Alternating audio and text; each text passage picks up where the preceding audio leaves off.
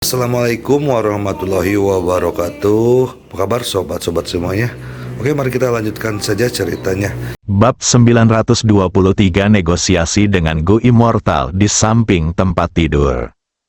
Wajah Long Meiying pucat. Seluruh tubuhnya tampak seperti telah dihisap kering, dan dia jelas telah kehilangan berat badan. Ji Fei hanya melihatnya dan merasakan matanya memerah. Dia segera mengambil jarum emas itu dan maju untuk merawat pasien. Anda tidak dapat menghilangkan racun kelabang seperti ini. Suara Bai Ruo terdengar di belakangnya. Bagaimana kita menyelesaikannya? Ji Fei berhenti dan menatap Bai Ruo dan bertanya. Bai Ruo langsung menggelengkan kepalanya. Aku juga tidak tahu. Kurasa hanya penyihir tua itu yang tahu. Kamu tidak tahu cara menyembuhkan racun kelabang? Ji Fei bertanya dengan ragu. Bai Ruo memutar matanya ke arah Ji Fei dan berkata, mengapa kamu sedikit bodoh? Anda? Jika aku bisa menghilangkan racun kelabang, tidak bisakah aku mendetoksifikasinya? Meskipun orang ini bermulut kotor, aku tahu dia adalah teman dan saudaramu. Ji Fei, tak bisa bicara. Aku tidak menyangka gadis ini hanya bicara omong kosong setelah sekian lama. Lalu apa masalahnya dengan racun kelabang Gu milikku? Bagaimana aku tahu? Mungkin kamu tidak mati karena kamu tidak menginginkannya. Bai Ruo terus berbicara dengan tidak senang. Ji Fei tiba-tiba teringat apa yang dikatakan nenek Bai Ruo tentang ribuan hati yang kembali menjadi satu. Mungkinkah itu? Mata Ji Fei berbinar. Jika memang begitu, bukankah darahnya mengandung zat detoksifikasi? Menatap Phoenix. Ambilkan aku semangkuk. Feng Huang tertegun, tampak bingung, namun tetap memberi Ji Fei semangkuk teh di atas meja. Ji Fei mengambil mangkuk, mengeluarkan belati Raja Naga, dan memotong tangannya. Ji Fei, apa yang kamu lakukan? Kamu tidak bisa melakukan detoksifikasi seperti ini. Bai Ruo melangkah maju dengan cemas, mendesis. Belati Raja Naga milik Ji Fei telah memotong tangannya, dan darah mulai menetes. Ketika Phoenix melihat pemandangan ini, dia menoleh dan melihat ke samping. Dia sudah tahu bahwa Ji Fei akan menggunakan darahnya sendiri untuk mendetoksifikasi Long Meiying. Ketika Huo Lei melihat pemandangan ini, dia menutupi wajahnya dan mulai menangis. Bahunya berkedut terus-menerus. Ji Fei pria sejati, seorang pria yang setia kepada istrinya. Seorang pria yang berdiri tegak dan bangga pada teman-temannya. Bahkan Bai Ruo merasa sedikit masam dan tidak nyaman di hatinya. Tetapi dia berpura-pura tenang. Bodoh, apa gunanya melakukan ini? Kamu pikir darahmu adalah penawarnya? Kamu pikir. Sebelum Bai Ruo bisa menyelesaikan kata-katanya, Ji Fei telah mengambil setengah mangkuk darah dan membuka paksa mulut Long Meiying. Phoenix bergegas mendekat, mengambil mangkuk, dan menyuapkannya ke Long Meiying. Ji Fei menutupi lukanya dan menatap Long Meiying. Setelah minum setengah mangkuk darah, Long Meiying tiba-tiba membalikkan badan dan memuntahkan beberapa suap benda hitam dan bau yang berisi kelabang hidup. Sungguh menjijikkan dan menyeramkan untuk dilihat. Huo Lei mencubit tenggorokannya, menahan keinginan untuk muntah, dan menatap segala yang ada di depannya. Adapun Phoenix, dia masih meneteskan air mata. Raja Naga. Gambar Raja Naga, kata-kata yang diucapkan sebelum setiap pertempuran terngiang di telingaku. Aku bisa mati, tak seorang pun dari kalian bisa mati. Kata-kata yang paling biasa mengungkapkan persaudaraan yang paling tulus. Dia melakukannya di tengah hujan peluru. Di tengah kilatan pedang dan parang, dia melakukannya. Sekarang saudaranya diracuni dan dia menggunakan darahnya sendiri untuk detoksifikasi. Kata-katamu sebagus emas, tepati janjimu, Raja Naga yang sesungguhnya. Raja yang sebenarnya, Berpikir tentang bagaimana Ji Fei sebenarnya merasa sangat cemas saat ini dan bagaimana hidup atau mati Li Ruoxi tidak pasti.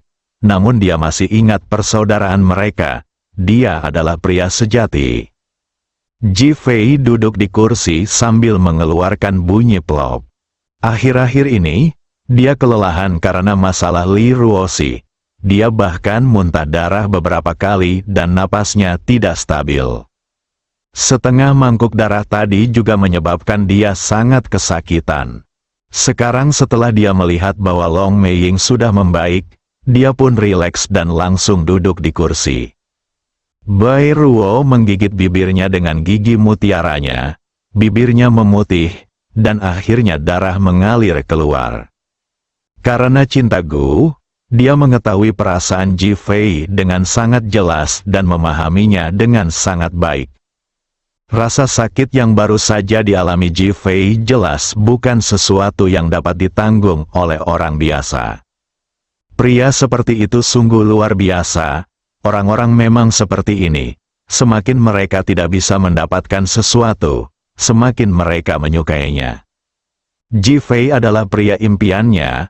Apakah Ji Fei sudah mati? Suara Li Ruoxi terdengar lagi dari bawah. Ji Fei yang kesehatannya sedang lemah merasa tertekan karena istrinya begitu tidak berperasaan. Tepat saat dia hendak berbicara, Bai Ruo dengan cepat menutup mulut Ji Fei dan berkata, "Jika kamu tidak mengendalikan diri, aku akan mati sia-sia bersamamu." Ji Fei merasakan sakit di hatinya dan menahan kegembiraan di dalam hatinya. Berdiri dan berjalan keluar, Feng Huang dan Huo Lei ingin mengikutinya keluar, tetapi dihentikan oleh Bai Ruo. Ada beberapa hal yang masih perlu diselesaikan sendiri. Kita tidak bisa membantunya. Feng Huang dan Huo Lei berhenti dan meskipun mereka merasa rumit, mereka tetap setuju dengan pernyataan ini.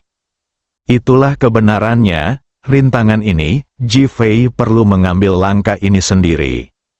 Jika Anda tidak dapat mengatasi rintangan ini, Anda tidak akan pernah bisa mengalahkan diri Anda sendiri. Ji Fei telah mencapai lantai 2. Li Ruoxi berdiri di dekat pagar di samping gedung, memandang ke kejauhan. Tubuhnya yang seksi dan mempesona menarik perhatian Ji Fei, membuatnya tak kuasa menahan detak jantungnya. "Ini istriku," inilah wanita yang pernah berbisik di telinganya, berbagi ranjang yang sama dengannya, dan bahkan memiliki energi naga di tubuhnya. Sekarang Ji Fei segera menutupi dadanya dan mengambil napas panjang. "Saya menahan rasa sakit dan tidak memuntahkan darah." "Hai, apakah kamu hidup dan sehat?" Li Ruoxi menoleh menatap Ji Fei, dengan senyum cerah di wajahnya dan suara merdu. Persis seperti saat-saat bahagia yang ia alami bersama Ji Fei di hari kerja. Namun saat ini, yang terpenting bukan lagi tentang kebahagiaannya sendiri, melainkan tentang keinginan untuk melihat kematiannya sendiri. "Jangan khawatir, aku tidak akan mati." Suara Ji Fei agak serak dan ekspresinya agak muram. "Dia tidak akan mati? Siapa tahu?" Li Ruoxi berkata dengan suara dingin. "Gu Immortal, aku akan mencarikanmu inang yang lebih baik. Bagaimana kalau kau keluar dari tubuh istriku?" "Host yang lebih baik? Host yang mana?" Suara Li Ruoxi telah berubah menjadi suara Gu Immortal. Tubuh burung phoenix yang dibangkitkan setiap 500 tahun sekali. Ekspresi Li Ruoxi berubah, dan kemudian haha. "Ji Fei, apakah kamu tersentuh dengan apa yang dikatakan orang-orang yang datang untuk melihat rumor itu?" Ji Fei mengabaikan ejekan Gu Immortal dan terus berkata dengan tegas, "Aku akan membantumu menyadari keberadaan Phoenix Host, dan kau keluar dari tubuh istriku." Dia memilih untuk percaya pada nenek Bai Ruo. Meski tidak diketahui apakah dia orang baik atau orang jahat, satu hal dapat dibuktikan bahwa pada saat kritis itu, dia tidak secara egois menempati tubuhnya sendiri. Saat itu, demi menyelamatkan Li Ruoxi, tak ada hal yang tak akan dia setujui. Namun Nenek Bairuo memilih untuk menolak. Berdasarkan fakta ini, Nenek Bairuo dapat dipercaya dan layak dipercaya.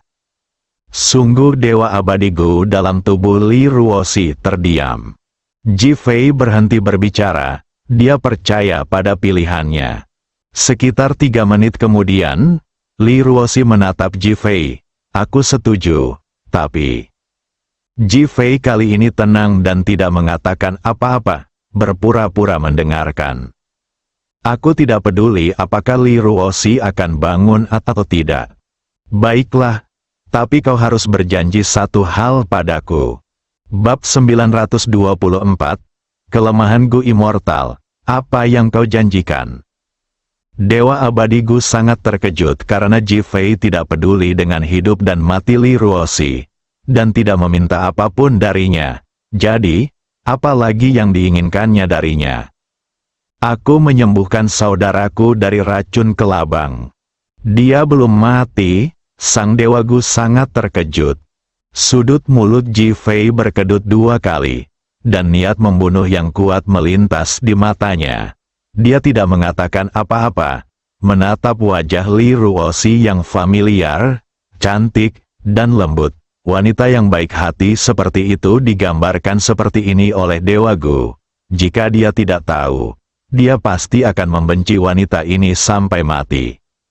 Saya penasaran, dari mana ambergrisnya berasal? Sang Dewa Gu menatap Ji Fei dan bertanya dengan ekspresi serius. Apakah kamu tidak penasaran mengapa istriku memiliki energi naga? Ji Fei tidak menjawab, tetapi bertanya langsung.